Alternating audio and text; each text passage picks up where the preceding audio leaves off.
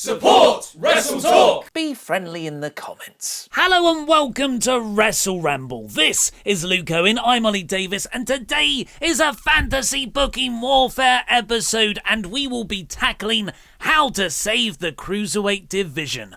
Oh my god. If you want to go straight to either of our fantasy booking pitches, click the timestamps in the video description below, or stay right here where first, as always, we're going to say subscribe to the podcast, you bloody fools, and do a little bit of crap gimmicks.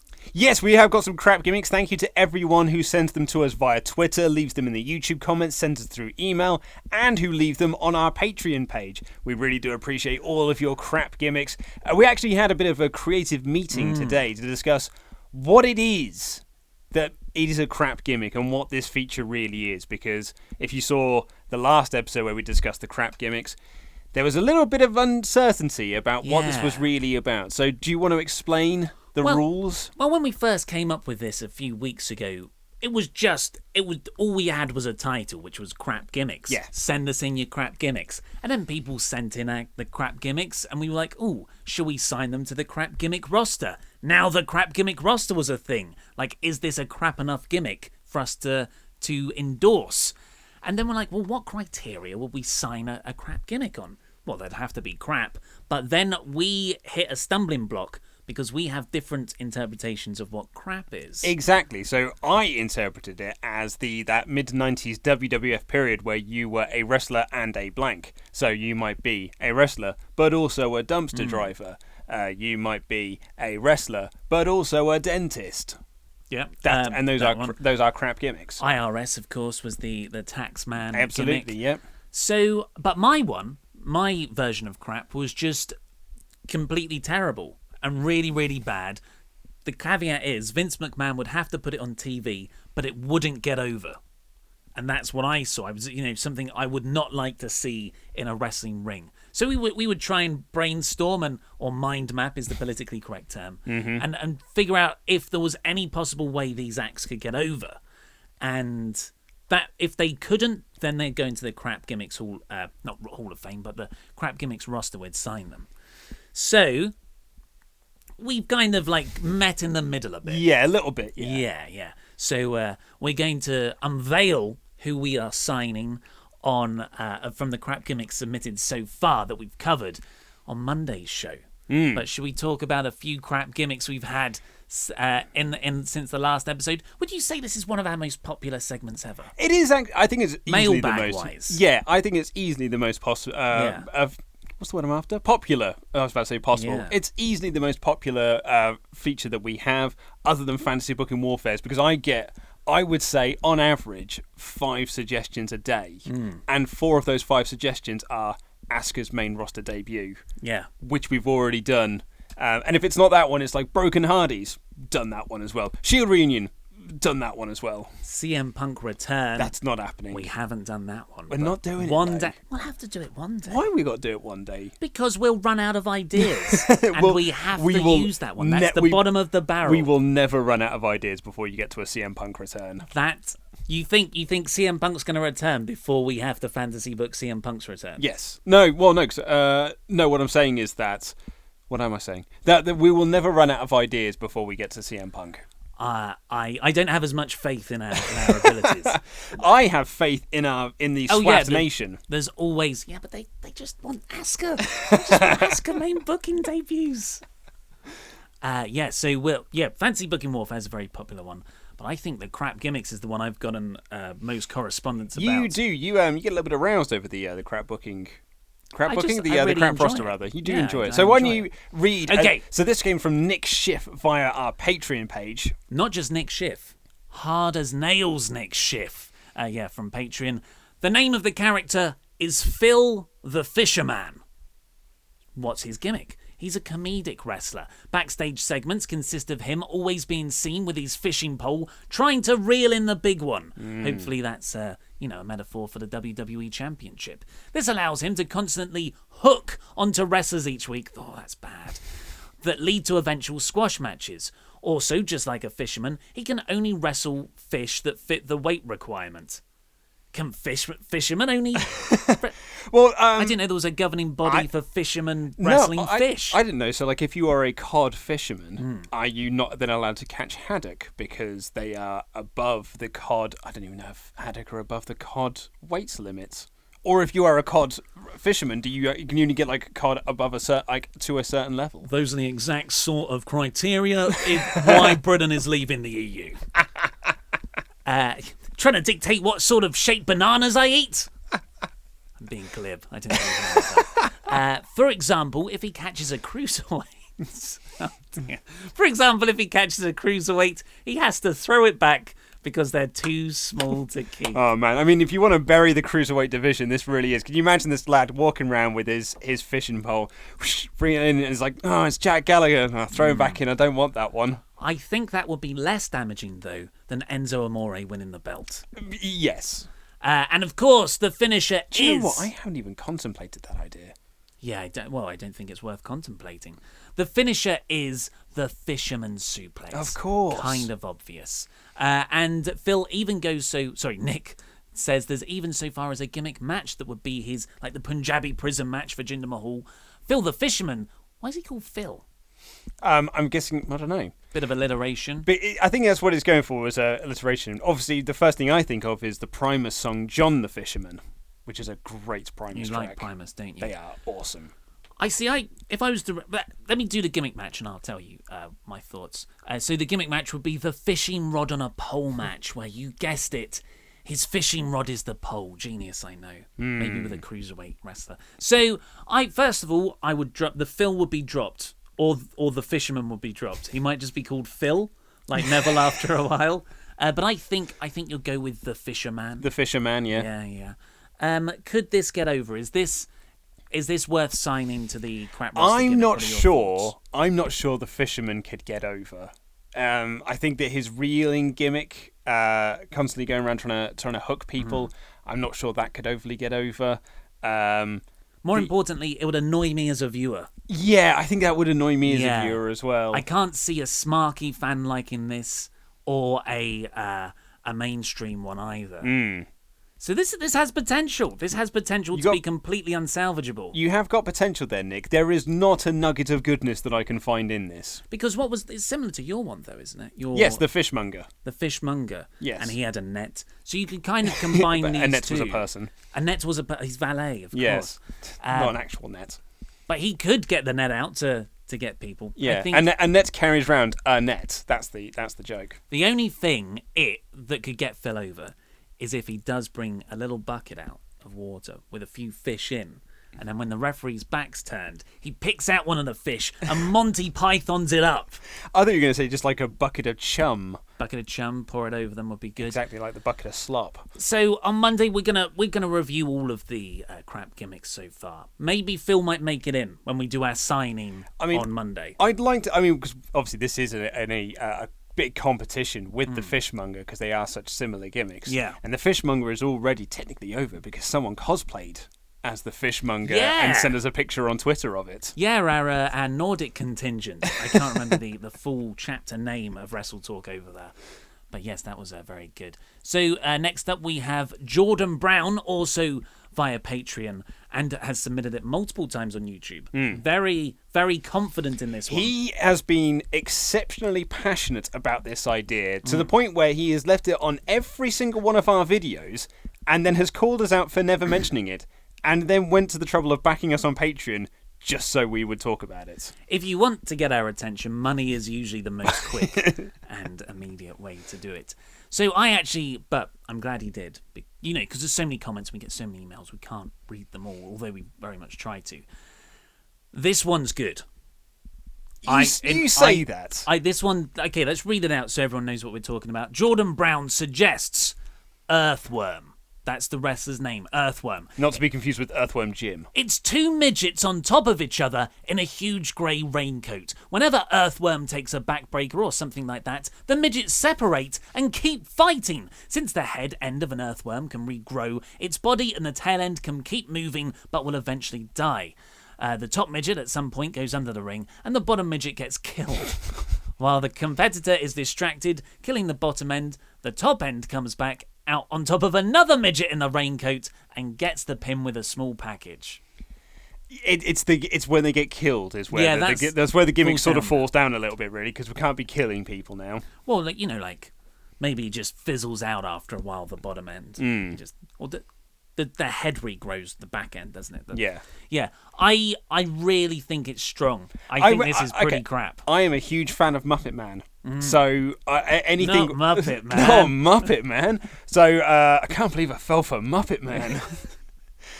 So like anytime that people sort of like, you used to see it in 90s movies all the time, 90s kids movies, kids getting on top of each other's shoulders wearing a big trench coat and a big hat to try and disguise themselves as an adult.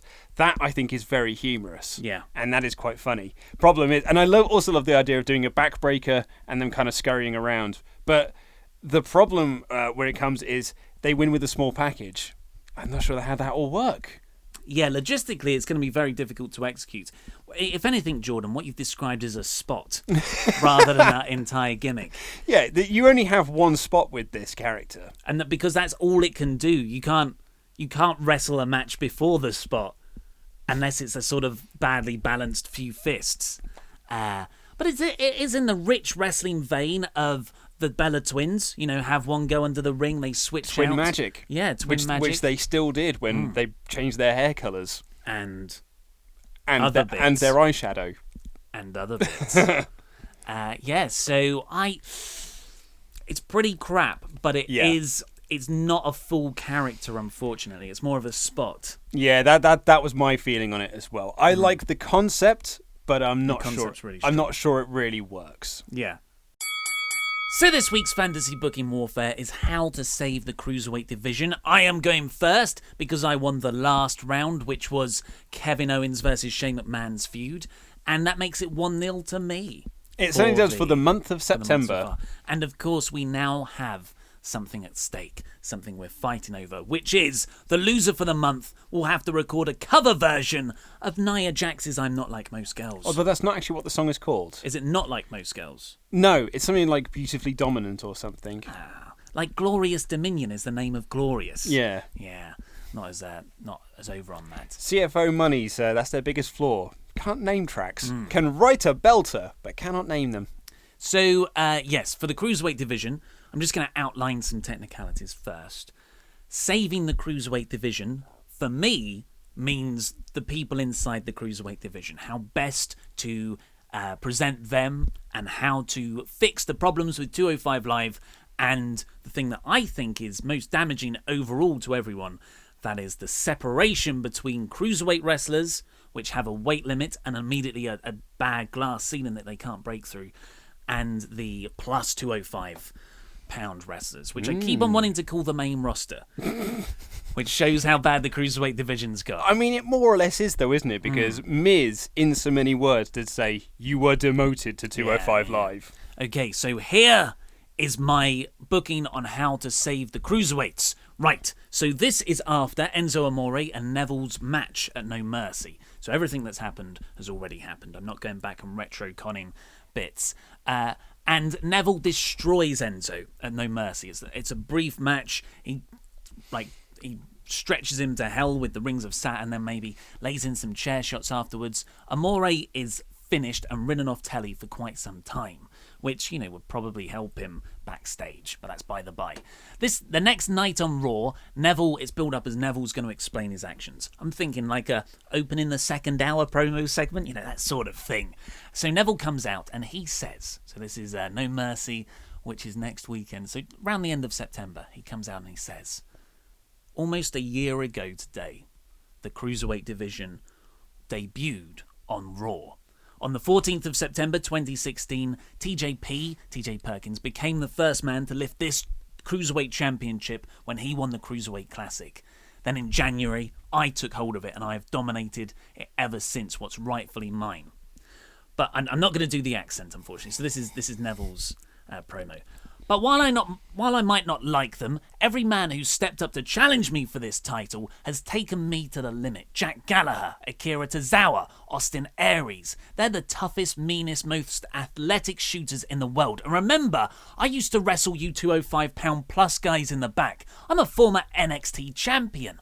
I was this close to becoming WWE champion against Seth Rollins, a rope break away. Us cruiserweight wrestlers can take on anyone, that's what I thought, this cruiserweight division.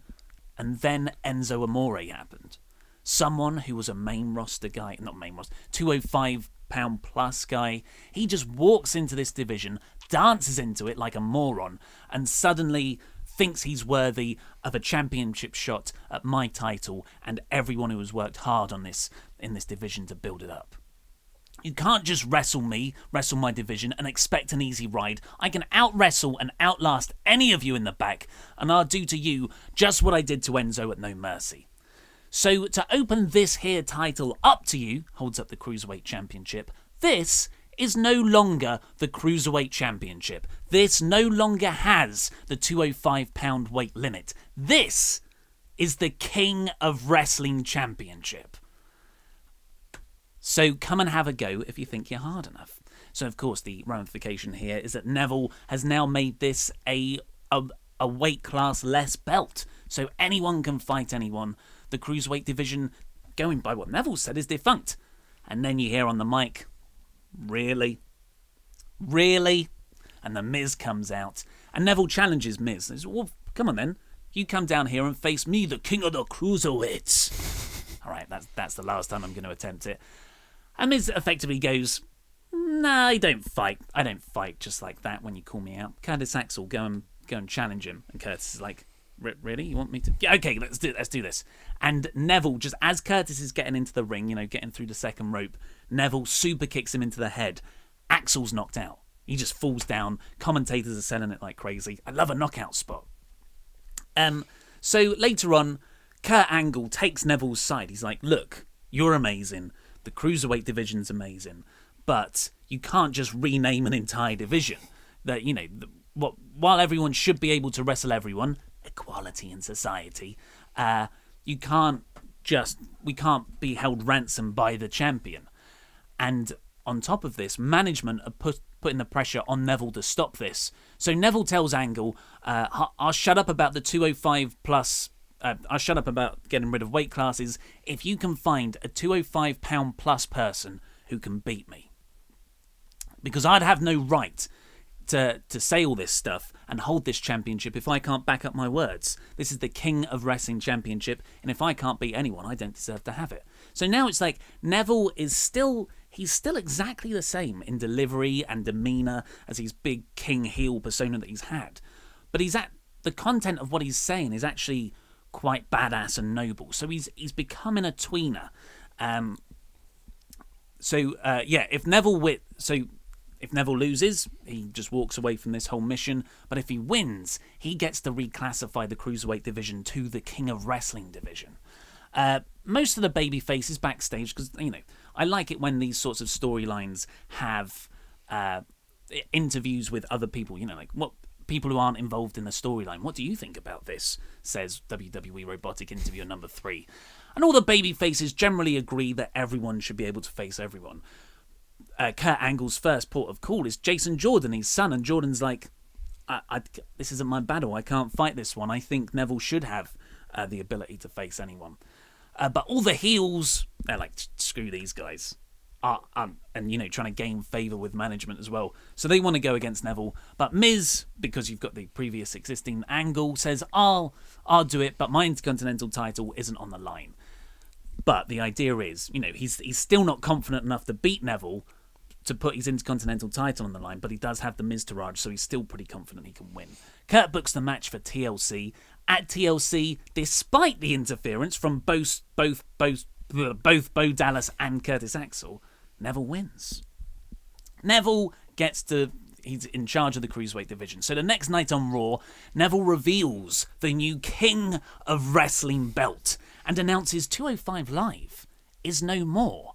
It's now called the Kings of Wrestling. And starting from tomorrow night, he'll be staging a tournament, just like a good old-fashioned, Royal Court King tournament, to find his knights. 205 Live has changed in style to be more like the Cruiserweight Classic now. It's not, when I say like a royal old-fashioned tournament, that's just kind of like, from Neville's character perspective, it is more like the Cruiserweight Classic.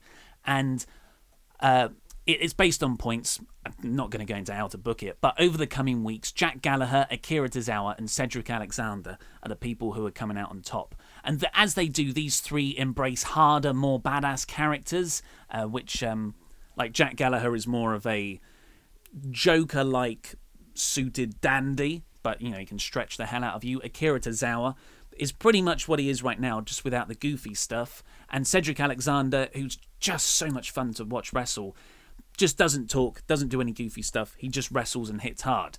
And Neville says, it's no surprise, most of those I've faced in my tenure as the Cruiserweight Champion have become my knights. So they're slowly rising up. Side story, a little bit of a fun bit. As Tozawa's getting more into the Kings, of course, he's part of Titus Worldwide. And Titus is like, hey, Akira, man, I've always been friends with the Cruiserweight Division. I've always been trying to get you up there. And when he said, I've always been there for the little guy. And Akira's like, what did you call me? And then Tozawa beats up Titus. So you've got this sort of faction is emerging where they are really cool, but they're also heels, but they're kind of fighting for a noble cause. So it's this really nice between-us spot is the aim here, at least. Then on Raw, so Neville's continuing to run through heels. Miz is still upset and challenges Neville and his Cruiserweight buddies to a Survivor Series match. It ends up being the Raw team of Cesaro, Sheamus, Miz, Bo Dallas and Curtis Axel.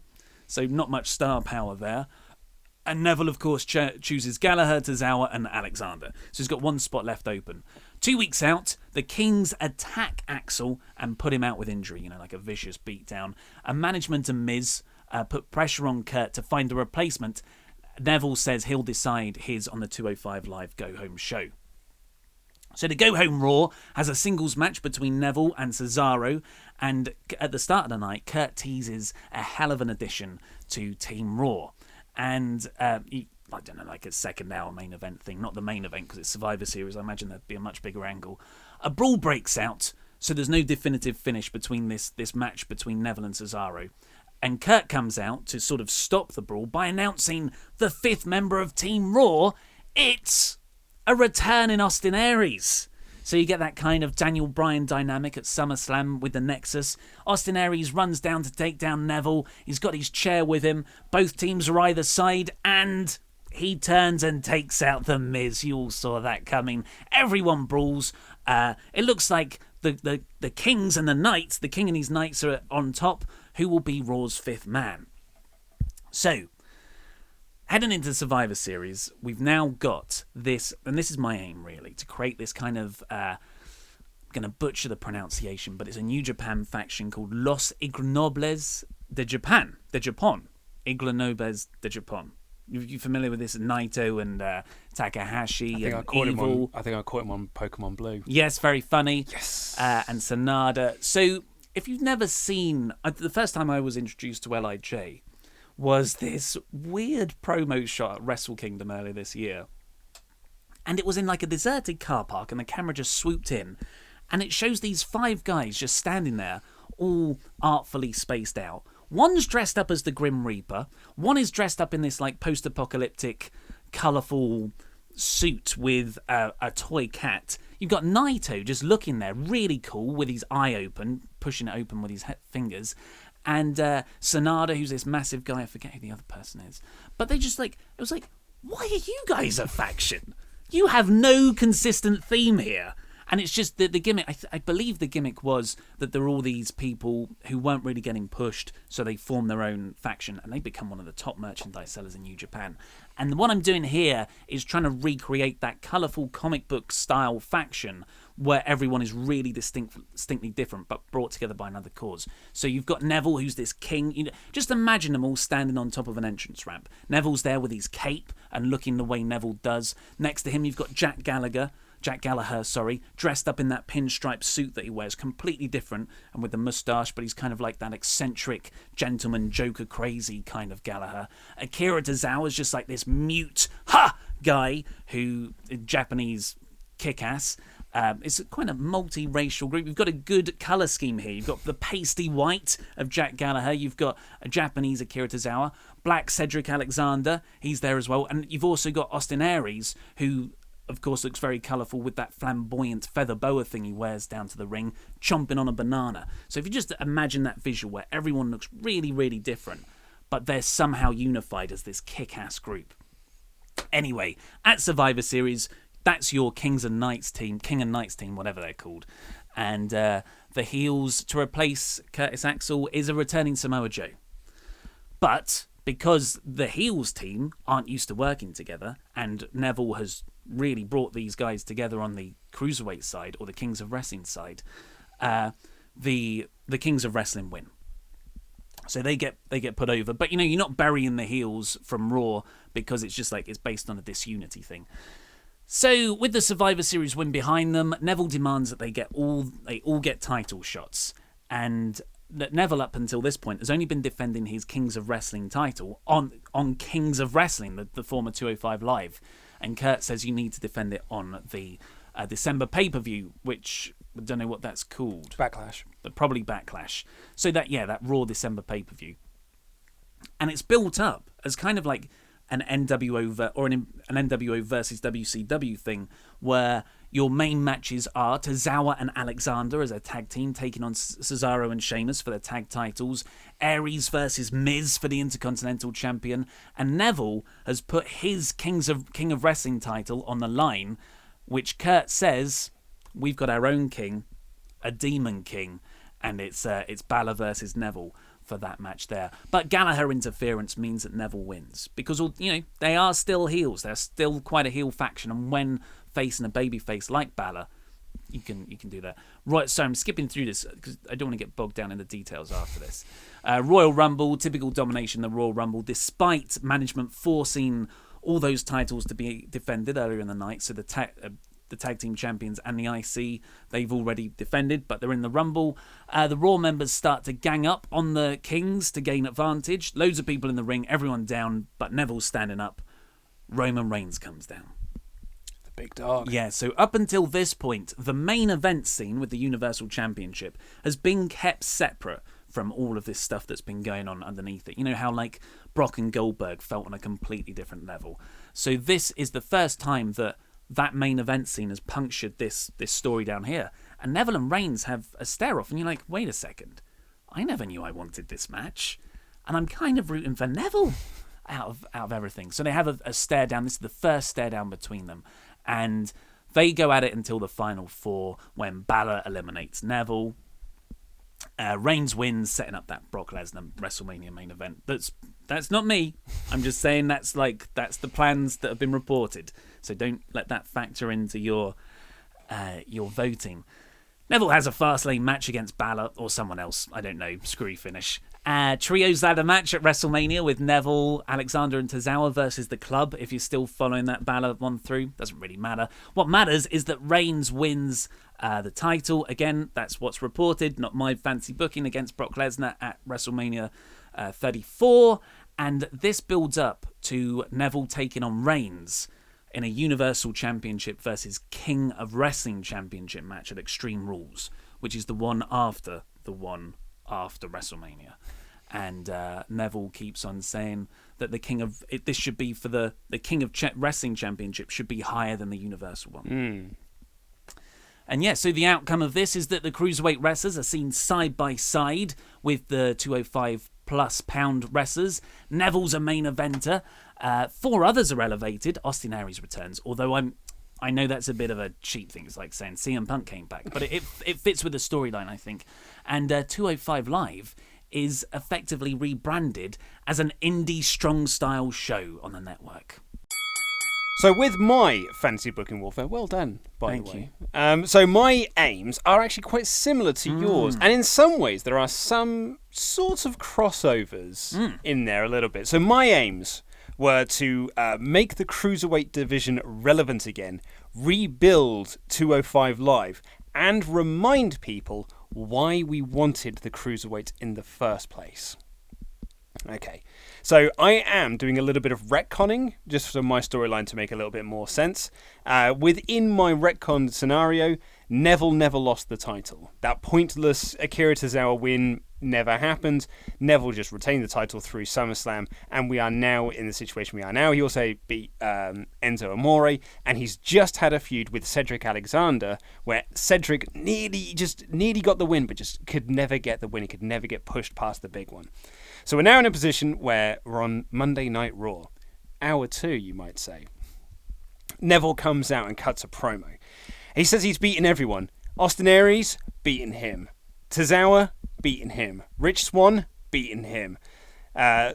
Cedric Alexander, you know what happened there. He says there are too many pretenders to the throne, but he's not going to just let anyone come out and make a claim for his belt. He's tired of these wannabes just stepping up and saying, like, now's my turn to challenge for the belt. And he says, I'm going to change the way that this works. All of a sudden, Ride of the Valkyries hits, and Daniel Bryan comes out. That's right, Daniel Bryan is on Raw. There's a reason why. You just hate the brand split in your fantasy book. I'll come to it. He says he agrees with what Neville has to say. And he talks openly about the issues that we've had with the division.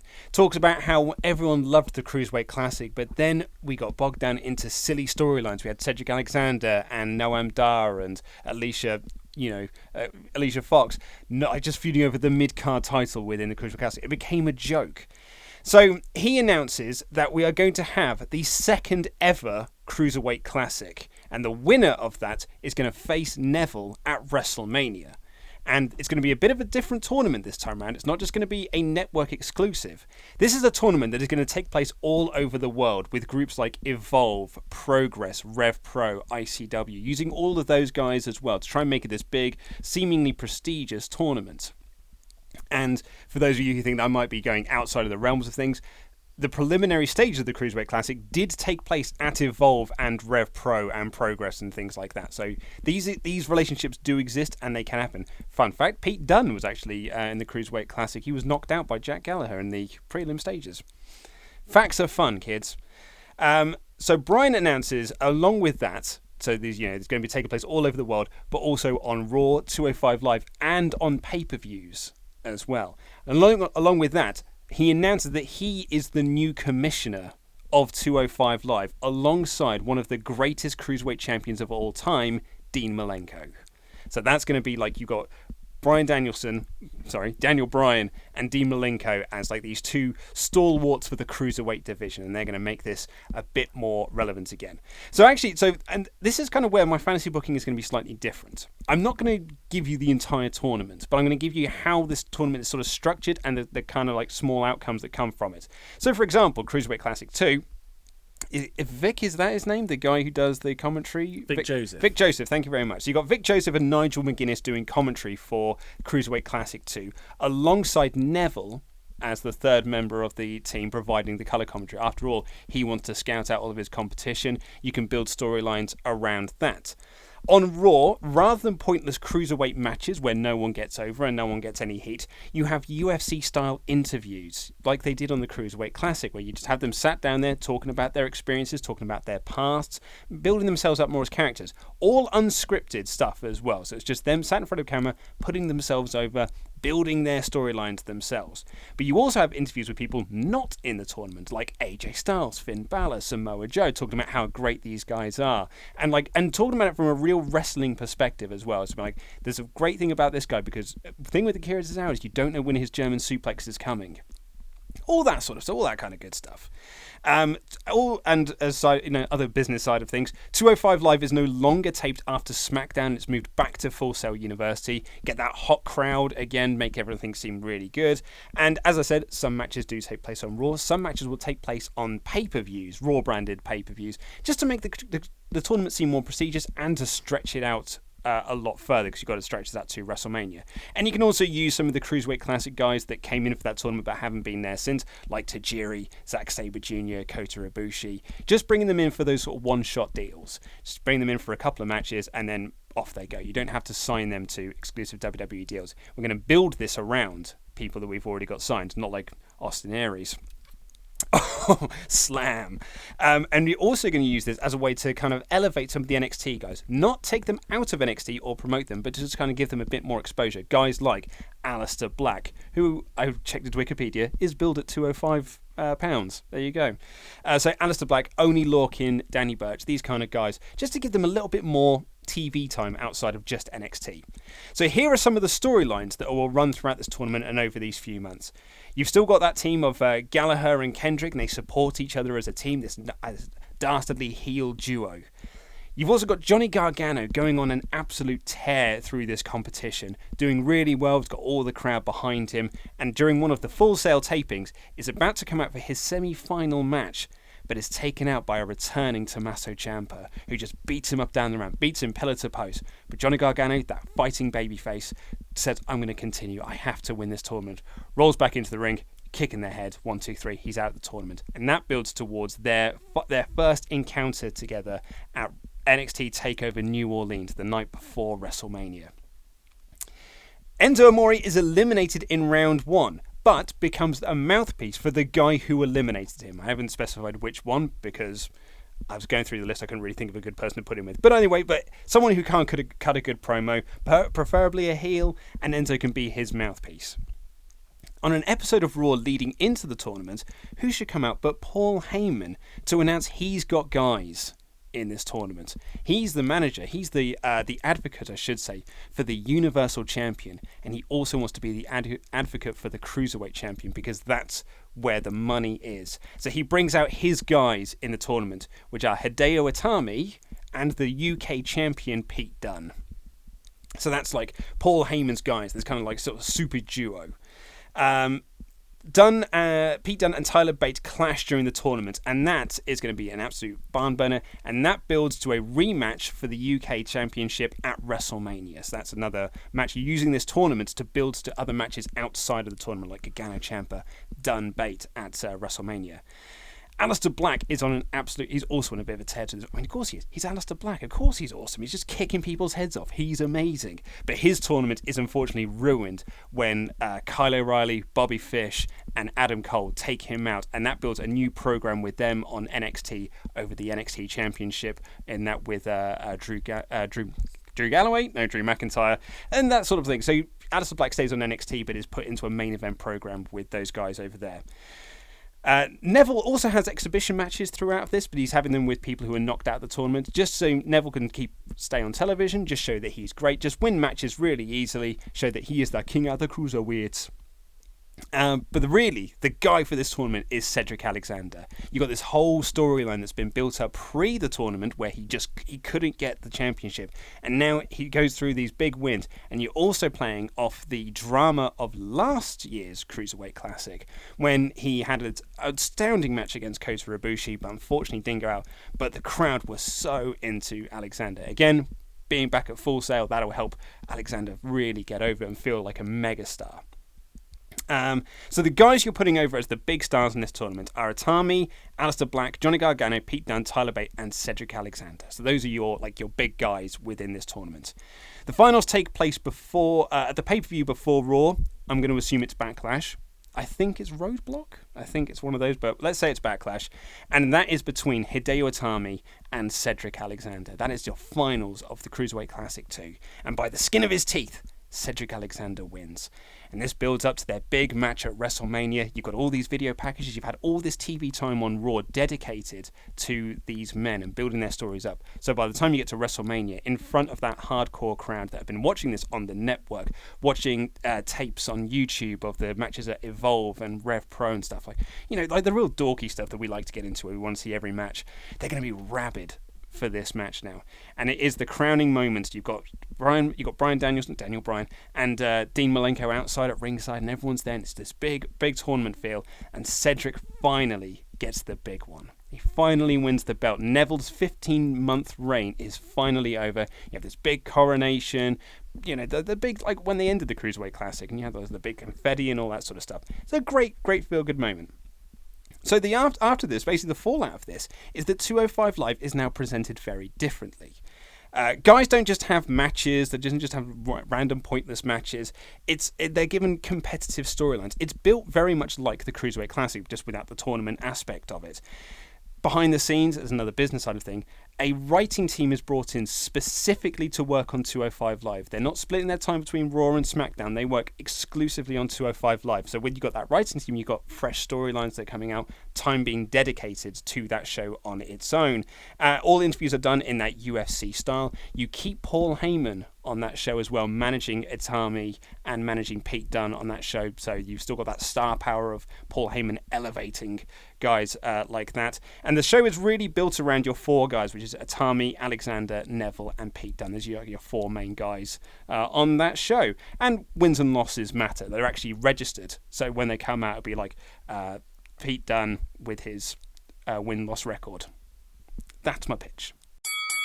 So who booked it better? There's an eye above my head now. If you click that, then you can vote for either myself or Luke's fantasy booking pitches for how to save the Cruiserweight division. Hopefully that's enough talking to give you time to click it and for it to appear. But that's all we've got time for today. So click the videos that have just appeared over Luke's face to catch up with the latest episodes of WrestleRamble or the WrestleTalk news. Click subscribe to this channel or the podcast version of WrestleRamble and support WrestleTalk on Patreon. This has been Luke Owen. I've been Ollie Davis, and that was Rambling.